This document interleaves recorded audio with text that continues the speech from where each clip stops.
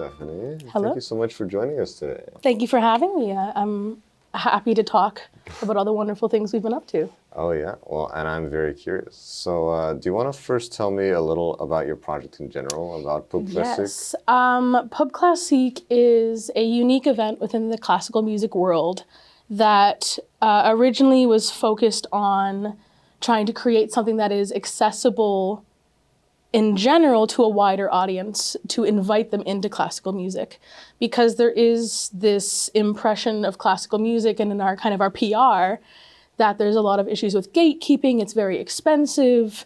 You have to be in on the joke of knowing the source material, or you got to wear a suit, you know, all these kinds of things, which actually in the culture of opera going back hundreds of years isn't a core principle of our art form. Well, would you say it's totally mistaken, that concept? Not totally.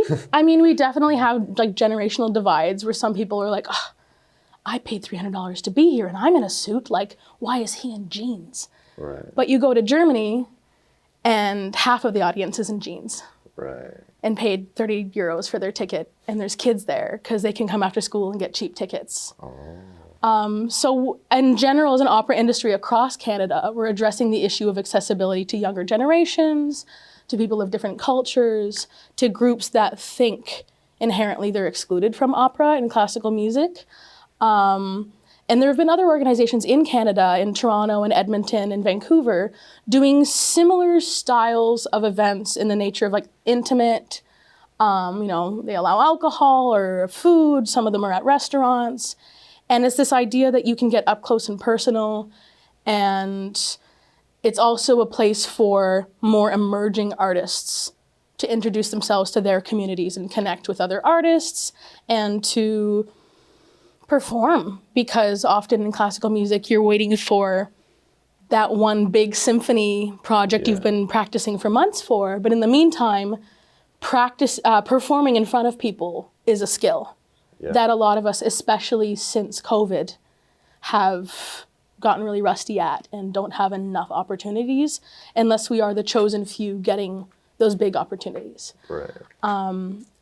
So we wanted to address that hole in our industry, in our community, and then further exacerbated in Montreal, we have a disconnect between the French and English communities, which actually in classical music is primarily, in my opinion, because of a delay in connecting the university institutions. Only recently, there's been a great initiative between like McGill and UDM to have their collaborative pianist program shared between the two schools. Right. So some of these like really skilled performers we do need in all aspects of classical music, especially collaborative pianists, no matter you're a singer or an instrumentalist, they're crucial. They're learning to work with all the different groups of people and go back and forth between the schools a little more now. Because, I mean, most arts, industries, music of any kind, a lot of it is not necessarily nepotistic, but who you know. Right. I went to university with you and I know you're a good worker, and I'm like, hey, I've got a project and I know you play that instrument. Let's work together. Right. And if the only people you know happen to be your Francophone UDM compatriots, of course, that's who starts the indie French-based opera companies and does small projects and, you know. Because there's this divide between institutions, right? Like there are definitely some amazing Francophone musicians in Montreal that make an effort to bring us in and make it not about the language inherently. Right. It's about, oh, like we love Bach, or like we love this historical project, or this message needs to be sent. There might be some awkward rehearsal room situations, but when we do meet each other halfway, there are incredible projects, not just like Pub Classique, but you know, a lot more collaboration in it. And we've seen it's possible. It's just not formalized in our industry, I don't think. And you would like to see more of that? Absolutely. I think these language differences are a point of connection for us. And I think it can be really an incredible way to invite in these different perspectives and create something that is truly uniquely Canadian within the classical music industry, of this tapestry, much like Canada as we are as a country, where we balance all these different parts of our identity in a welcoming way and in a way that I think could enrich our art form, instead of feeling like we have to have two versions of our art form living in a foil of each other. Yeah. It's not French opera and English opera or classical music in general. It's a huge industry of all these kinds of things, and in Canada it's both. Right. Well, yeah, I mean, it seems to me a little ridiculous when you're like singing in Italian or singing in German, right? Yeah. Why would it matter what language you're speaking on the side? I mean, and well, international European opera houses, none of the lead performers speak the same language half the time. Right. You'll have some that speak a little bit of French, or they all say, oh, we all know a little English. That might be a bridge point. Right. Or even Opera de Montréal invites soloists from across the world, though they do prioritize Canadians, which we appreciate. Our industry is much smaller than the US or smaller than Europe.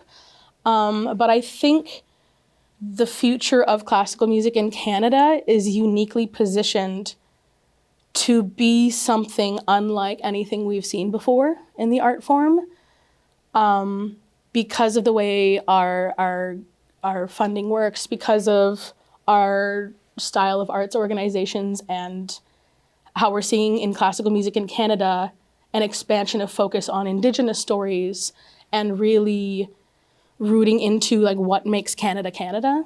Right. Instead of trying to be like how the US does it, like how Europe was successful doing it for them, because it's not working for us, and we don't have the same sheer size of opera houses. Market. And there was a statistic way back years ago that comparatively Canada did about 800 operas a year, the US was around 1,200, and Germany was 9,000. Because every little town has an opera house sponsored by the government. So, well, I'm most impressed, I think, by how similar US and Canada are there. on the surface, definitely. 800 to 1,200, like proportionally. Yeah, I mean, I don't know, and it might have gone a lot. And since that study they did, Canada, I could see like the gap widening. Not that the US is doing much more. They're also closing down opera houses since COVID. And I mean, when you sing, you can project 15 feet if you have COVID. So lots of implications and reevaluating that part of our industry, which part of the accessibility as well. We're seeing more discussions around classical artists who now have long COVID. Right. And what it means to create an accessible space for everybody in language, in body, and physical ability, and all those kinds of things. Huh. That's really interesting. But I mean, you mentioned a lot about the European industry. Have you worked in the European industry? You seem familiar with it. Not formally. It's a bit of a weird structure in classical music. We have these kind of like apprentice programs and training programs where you are working at a professional level, but it's kind of still like school. Yeah. It's still a little bit of like a way to hold your hand into the industry experience. Right. So I haven't done like, in opera, they tell us, oh, go to Germany and spend like 3 or 4 months there and do these festivals and get an agent and all that stuff. That takes like saving and putting aside like $10,000. Right. But I've done like a month or so in Italy on a performance and working with a specific group and some little things here and there. So you have the perspective to see how things are different. Yeah, how things are different, how things are the same, how we've glorified Europe in a way that it's not as sparkly and pretty. It's just as gruesome of an industry. It's just as unfair sometimes. And just because there's a lot more opportunities doesn't mean the way the system works isn't still flawed in a lot of ways. Right. Yeah. Yeah, I mean, gruesome I think is a good term. Yeah. Like, so many arts industries. We were talking to someone from theater very recently. Like, it is very hard for artists to make a living right now because they're getting squeezed out of the middle class. Definitely. And would you say that's true for opera artists? Absolutely. In fact, we're seeing a huge change in education that for generations our very well-intentioned mentors and teachers have told us a very specific path. You follow these rules, you do this training, and then you leave school and you get the apprenticeship and then you go to Europe. That works for about like 8 of my peers a year. And there's 40 peers in my class. So where that worked for them in the golden era of their careers, especially like the beginning of like the COC in Canada, it's just not possible now. It's not. Right. And school, I see at McGill from my own experience, they have a great director, Patrick Hansen, who's very passionate about the realities of obtaining all the skills necessary. Like, you might need musical theater to pay the bills. It's not shameful that you've added more tools to your tool belt instead of puritanically specializing in opera like it's a sacrifice. Yeah. So in Canada especially, we've adopted the term portfolio artist for a lot of opera singers. We find when we go to the US, they're like, what are you talking about?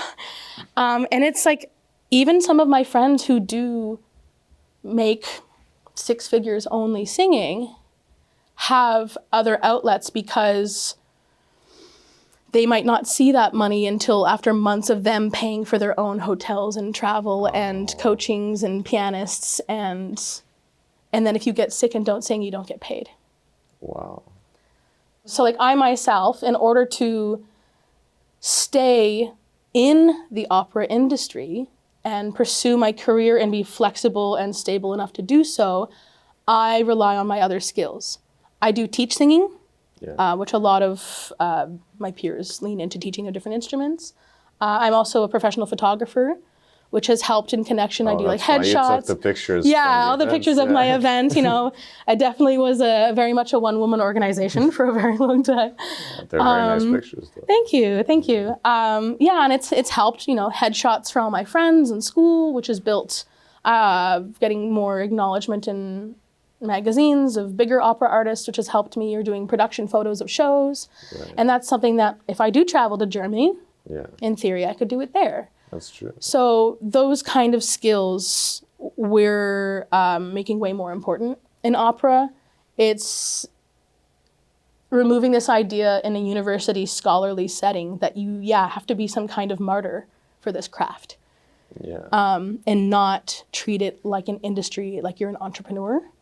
Yeah, because all artists are entrepreneurs. Yeah. So I, if anything, like I see it happening, but I do have more hope that specifically university institutions that focus on classical music shift from only creating degrees around the craft and add a little bit of that college degree spirit and teaching some more of the industry. On the other hand, I've seen, not just Pub Classique, I've seen other organizations, a really great group here in Montreal that I've worked with. It's called Operatica. They do cabaret concerts of opera with pole dancing. Interesting. And we were sold out. And they had some like more expensive VIP ticket options and all this kind of stuff. And it was like, these people loved it. And we would do like an operatic version of WAP that breaks into real WAP with dancers that goes into habanera from Carmen. And like, it's this, it's like we didn't tell them to sit down, shut up, and respect it. We wanted to meet them where they are and invite them to join us and dance and laugh and hoot and holler. Like in Italy a long time ago, and actually still sometimes now in their tradition, if someone's bad, they'll boo. Oof. Or they'll like scream and cheer if she was fantastic. Doesn't matter if it's in the middle of the show and they stop the show to cheer for 6 minutes. They're like, oh my God. That is very different from what we're used to. Where here it's like you're shamed if you accidentally clap in between pieces when, oh no, this is a song cycle. Like, that's not the etiquette. If you want to clap, as an artist, I'm like, oh yeah, there's a little awkward moment if I have to wait for a second for you to clap. But I'm like, oh my God, they were so moved.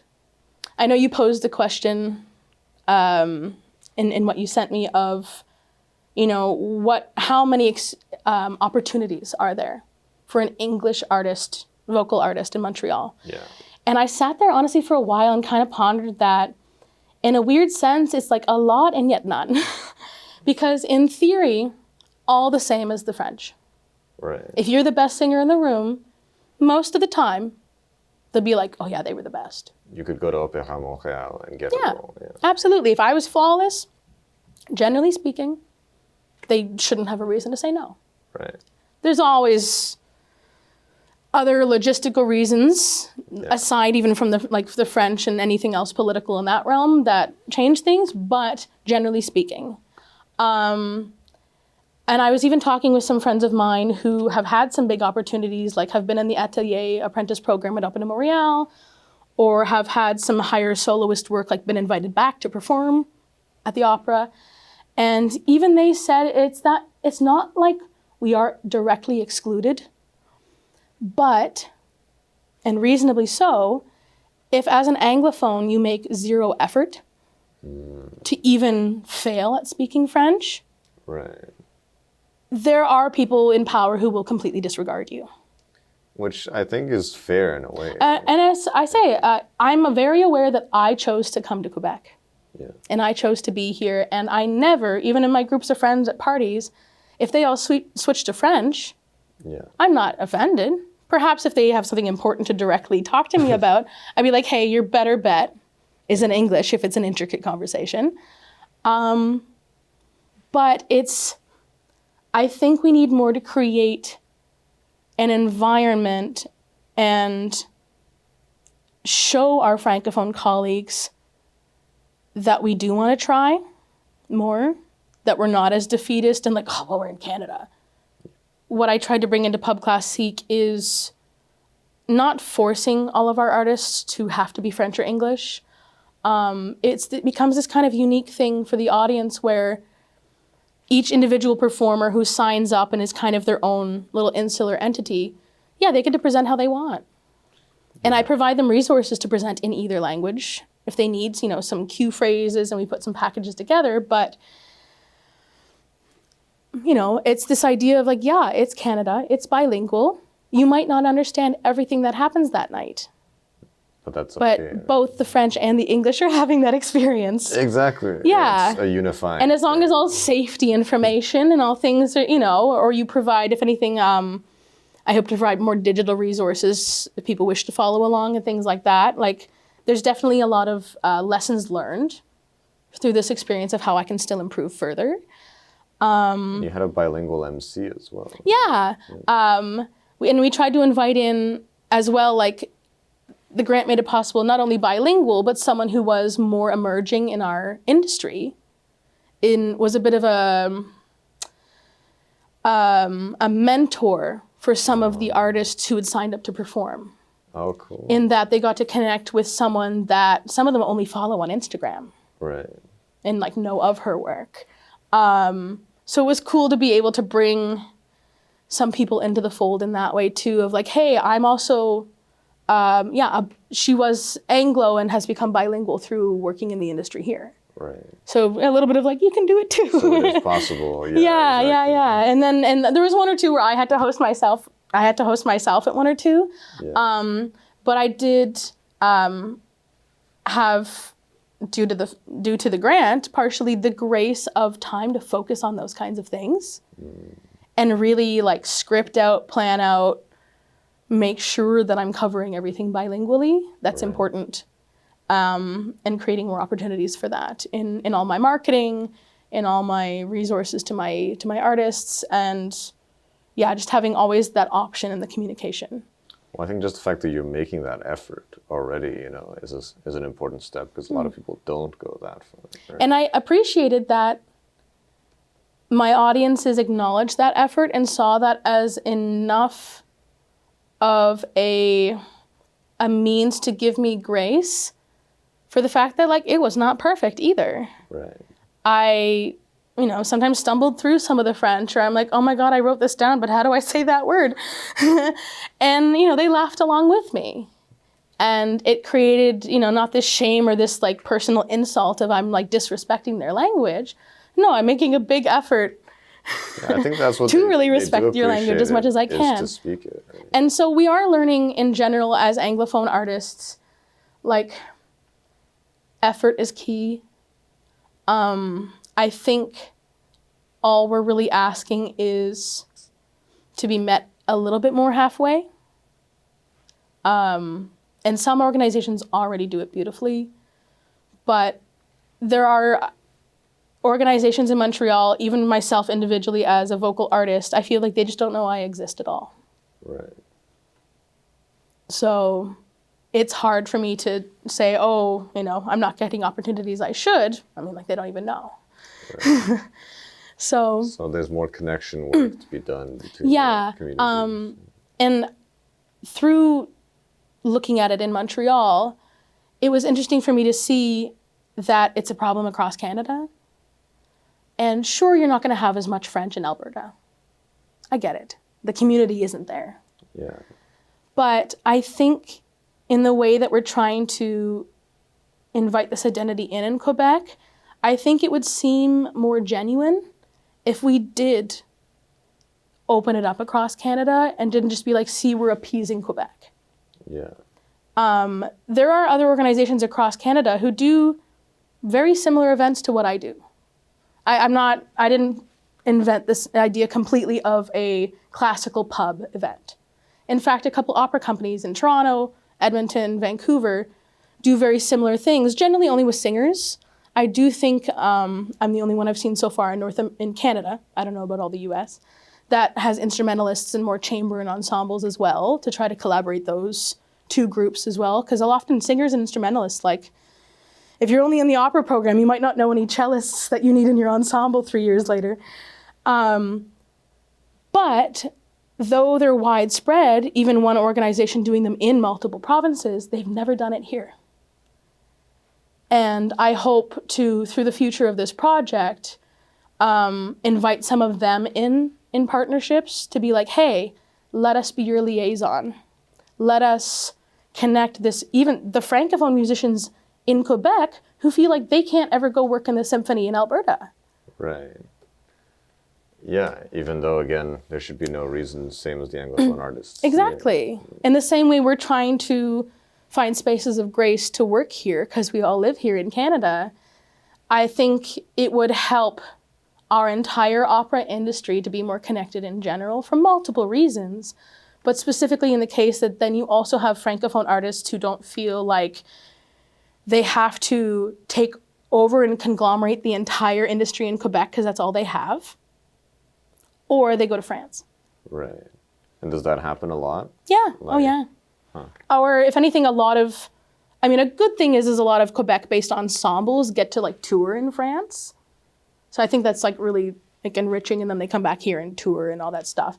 But no, I do have a lot of friends where they wanted that European kind of industry dream. And at least like, well, it's French. I have a lot more French opportunity. Yeah. Yeah, there's that connection, right? Mm-hmm. In another place that prioritizes French.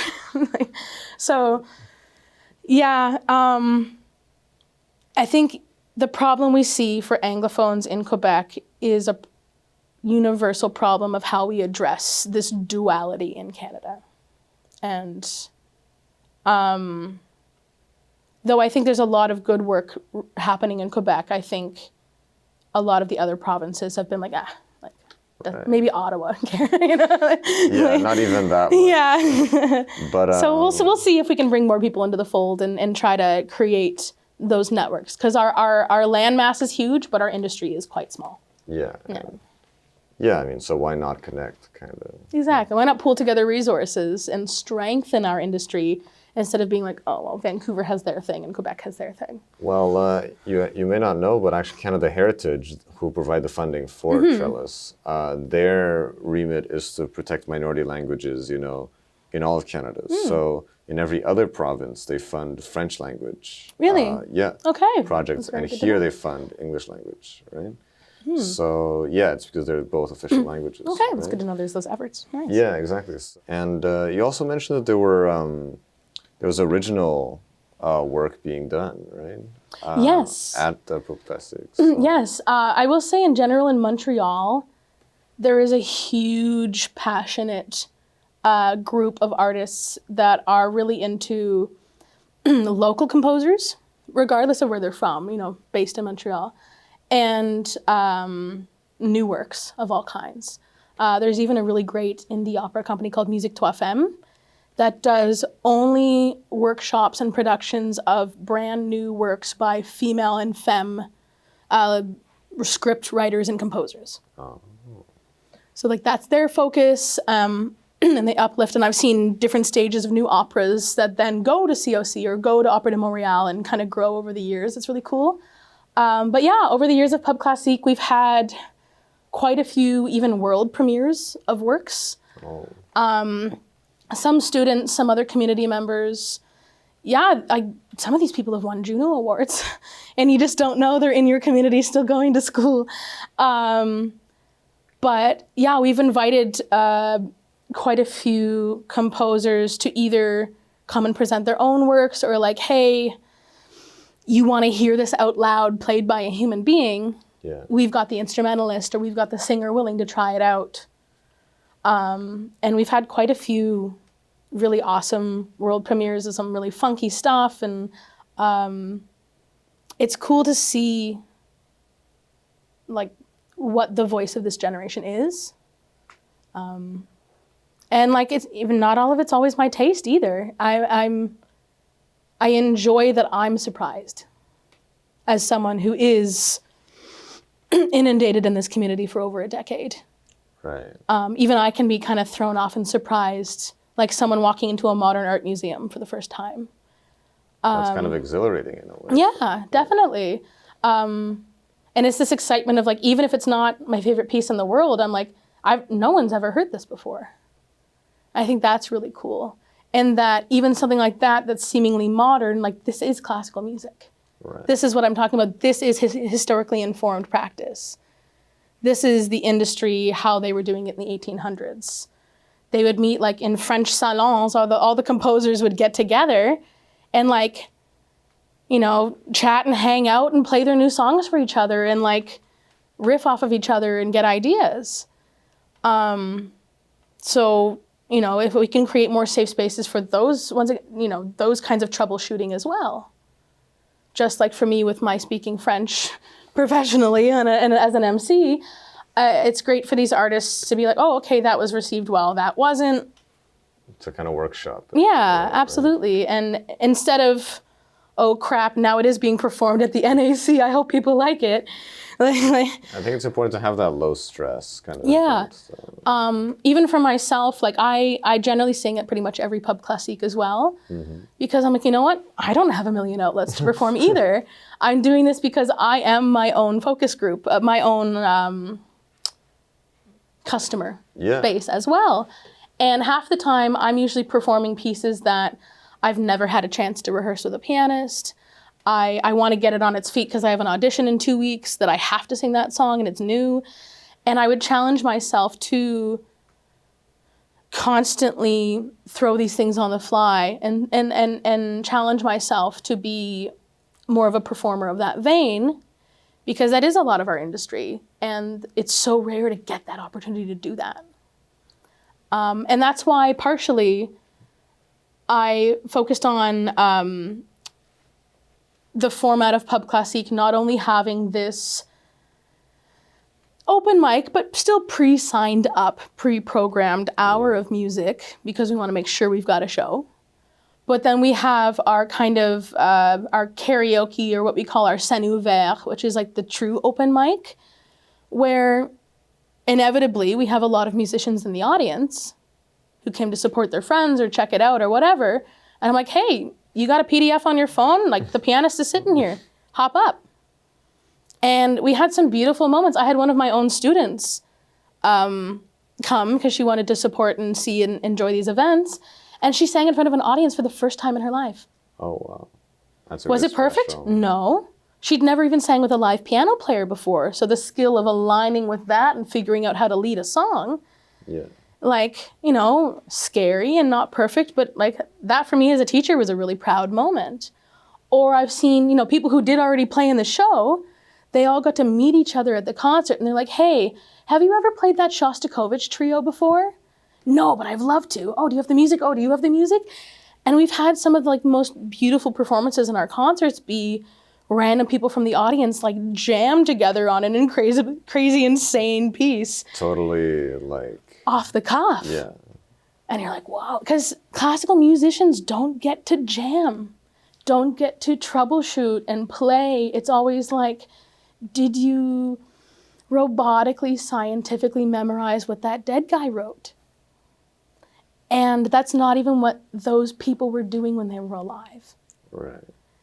And the more we can take classical music and treat it like we're just musicians, like Taylor Swift, and you can promote yourself and you can create your own projects and you can connect with people and collaborate however you want and do something more, I don't know, audacious music video or whatever the heck it is, and you're still a classical musician. You're not corrupting the form. You're not less of a Yeah, you're not selling out. Right. Which, like... I guess that's what, like the Orthodox people fear, like doing musical theater or something. Yeah. Well, even some modern composers are afraid of modern opera sounding too much like a musical. But in the melodic, more four chords, kind of simple harmonic nature of a musical. But it came out of that, right? So like. But that's why, other than the fact that they're speaking in it, why isn't a musical technically a modern opera, just with a different singing style? So, I mean, going forward, I believe Pub Classique is going to serve a grander purpose. We are going to continue these kind of concerts, but I do foresee the next phase, like after seeing the benefits and being able to experiment through the Trellis grant and having that safety of a bottom line that could give me the confidence to take some risks, try some different venues, be more bold to forcibly market into the French universities more and connect with their professors and be like, hey, this is an opportunity for your students. And see, more of the French being directly involved. It's not just all Anglo artists for a French audience. We're connecting the artists together more. I was able to, for myself as an artist, focus on the work more. Not worrying so much about, I don't know if I can pay for that extra marketing because we don't know if we're going to sell. It's like oxymoron or catch-22. I don't know if I'm going to sell those tickets, so I don't know if I can spend that money. But if I don't spend those money, I'm not going to sell those tickets. Yeah, you're like in a precarious But situation. if at least, if no matter what, I'm not going to go into the red in order to create something important, it's a lot easier to put more into it and be bolder to seek other funding. And I do hope to find other sponsors, other collaborators, use the platform that the Trellis Grant has provided us and the sense of legitimacy it just inherently gives an organization to push, to grow and connect and have the Pub Classique banner expand to be different kinds of events. I hope to do chamber operas. I hope to do smaller community concerts or, different stuff all under the idea of making classical music accessible and making it constantly a bilingual effort. Because I think when it is about the music and about the art and not about like, oh, but do they speak French or oh, do they speak English and it's going to be awkward. Like when we remove all that, we create incredible art in this province. Right. Absolutely. Really uniquely beautiful, incredible things. And I see that being the future of our industry in Canada. And I'm excited, but it definitely is still something we have to actively fight for and keep enriching, or it will, not even in the sense that the bilingualism will be the problem. I just see classical music itself won't survive in Canada if we don't. Oh, wow. That's a dire prophecy. Classical music internationally has to do some reevaluation in order to survive into the new world and the next generation. But in Canada, I think that's one of the major keys to our success. And as I said, our unique brand of this kind of art in Canada. Yeah. Well, I mean, I can see that you're doing that, you know, and we couldn't be happier that we helped you get started and, you know, move forward on like, these all sound like really exciting initiatives that you're planning on. So, yeah, and I think it's all about, like you said, like democratizing the form, right? And bringing these really cool works of art without saying like you have to have done a 4-year degree just to sing it, right? Absolutely. Yeah, I think this is a kind of a gateway and a bridge to us in general putting artists first in our art form and no longer sacrificing ourselves as martyrs of a tradition. Because I think that mentality has been what has disconnected us from people who would truly appreciate this human experience. Well, it's a beautiful sentiment. Well, thank you so much, Steph. Thank you. You know, this has been a really lovely discussion. Thank you. And I look forward to seeing what you do next. Thank you. Thank you for having me, and I really appreciate everything Trellis is doing and the network you guys have created. As an artist, I've also benefited from another organization through Trellis, Yes Montreal. Oh. I'm gonna, as my photographer business side, I'm gonna be doing their What the Pop exhibition in September. Oh, that's lovely. So it's yeah, we love Yes. Yeah, the more just, you know, in the same way I'm talking about in classical music, the more I want us all to kind of network and come together. I'm seeing, you know, these English organizations in Montreal already doing that. That's what Elan is all about. Yeah. So thank you so much, and I hope to be able to continue, you know, working with Trellis and paying it back to the community and continuing that work. Awesome. Well, thanks so much, Stephanie. Thank you so much.